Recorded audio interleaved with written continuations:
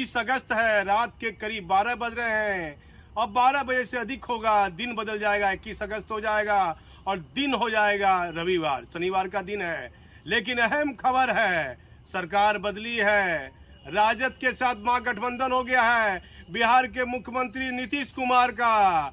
लेकिन मुख्यमंत्री जी, भारी गड़बड़ी हो रही है, पता नहीं आपका ध्यान है या नहीं है। आपका मित्र विभीषण की भूमिका में देखा जा रहा है, जिस पर अब आपको भरोसा नहीं रहा। पहले केंद्रीय मंत्री हुआ करता था, अब आपकी पार्टी में भी नहीं है, अब बीजेपी के साथ पूरी तरह मिला हुआ है।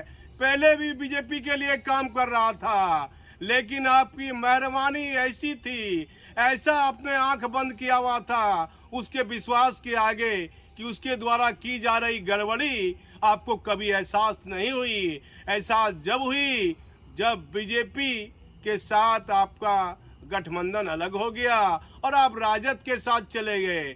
भले ही उसके बाद उस पर कार्रवाई होती है, उसे पार्टी से अलग कर दिया जाता है, वह अपने आप इस्तीफा ले लेता है, लेकिन उसके द्वारा उसके कई अहम आला अधिकारी अभी भी सूचना दे रहे हैं व्हाट्सएप कॉल पर, मैसेंजर कॉल पर, कि ये रणनीति तैयार की जा रही है। पुलिस हेडक्वार्टर तो एक से एक आईपीएस अधिकारी जाते हैं, लेकिन मुख्यमंत्री आवास जाने में 2 आईपीएस 3 आईपीएस का नाम आ रहा है, जो तीनों महत्वपूर्ण पोस्ट पर हैं। एक डीजीपी है कि डीजीपी न्यूट्रल है इस मामले में, सरकारी राजनीतिक मामलों से डीजीपी एसके सिंघल को कोई मतलब नहीं है। और कई तरह की बात डीजीपी के बारे में बताई जा सकती है, लेकिन राजनीतिक कुछ अंदर की बातों से डीजीपी एसके सिंघल साहब को कोई मतलब नहीं है।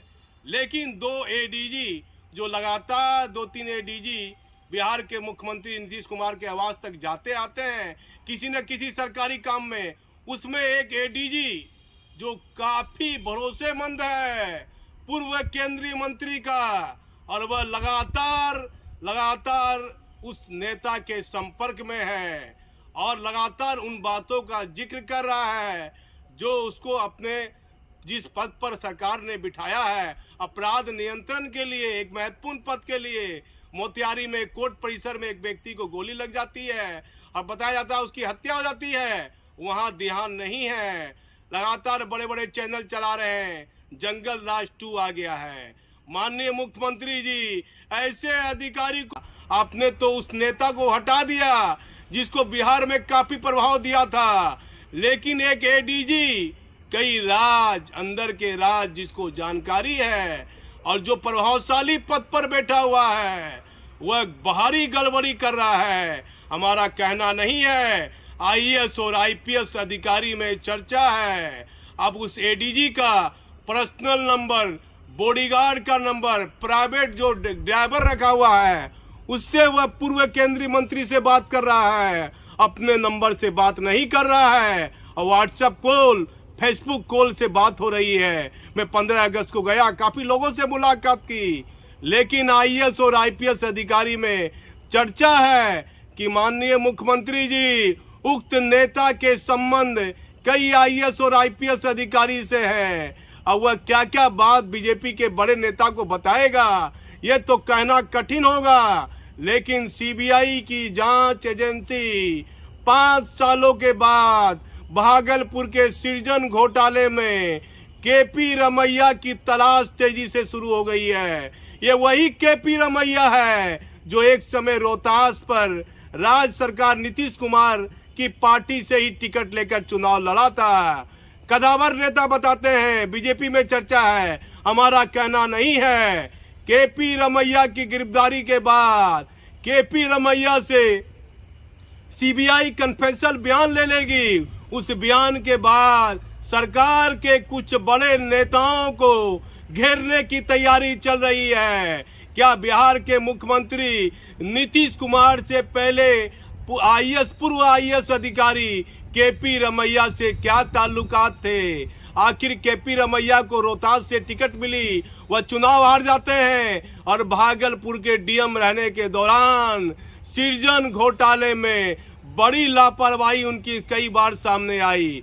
5 साल के बाद सीबीआई की नींद तो खुली है, लेकिन केपी रमैया की गिरफ्तारी के पीछे कोई बड़ा खेला तो सृजन घोटाले में नहीं होने वाला है। बताया जाता है कि बीजेपी के एक बड़े नेता की भी नींद उड़ती दिख रही है। जब केंद्रीय नेताओं को मालूम पड़ गया कि ये मुख्यमंत्री नीतीश कुमार को भी सहयोग कर रहा था और सृजन घोटाले में कहीं न कहीं ये दागदार है, तो उस बीजेपी के नेताओं की जानकारी भी कई बड़े दिल्ली में बैठे चाणक्य जो बीजेपी के लिए माने जाते हैं, उनका इशारा हो गया अब इसको बगल करो, साइड करो की भी मुश्किल बढ़ सकती है। कई अहम जानकारी है, लेकिन बिहार के मुख्यमंत्री नीतीश कुमार को गौर करना होगा कि आने वाले दिनों में एक केंद्रीय प्रतिनियुक्ति पर जो आईपीएस अधिकारी है वह चाहता है कि अब बिहार लौट जाए।